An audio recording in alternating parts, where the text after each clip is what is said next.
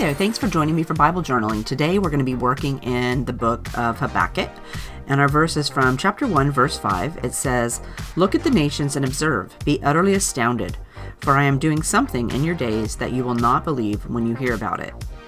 And that sounds pretty good. So I decided today that I couldn't really find an image to go with the verse, so I'm going to do this little saying that I picked out. I did the fonts, and there's a link to that down in the description box if you'd like that, and the other little saying there. But I'm going to do these little flowers, and that's an alt new stamp called Smile More. I'll put a link to that also down there if you would like to go pick one of those up.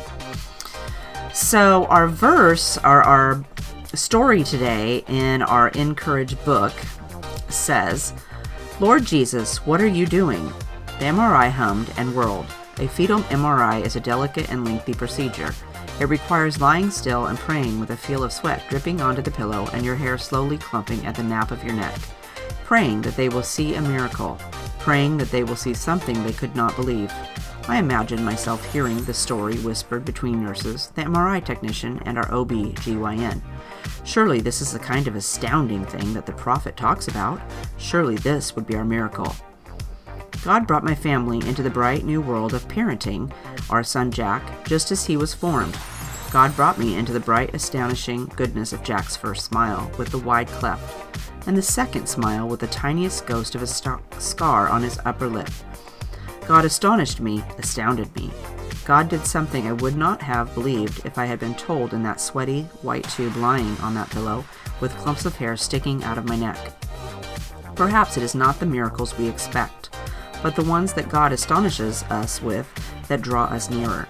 I've learned to spend less time trapped in my own tunnel of imagination and planning for what might happen, and instead trust that He is writing the story and can do immeasurably more than I can imagine.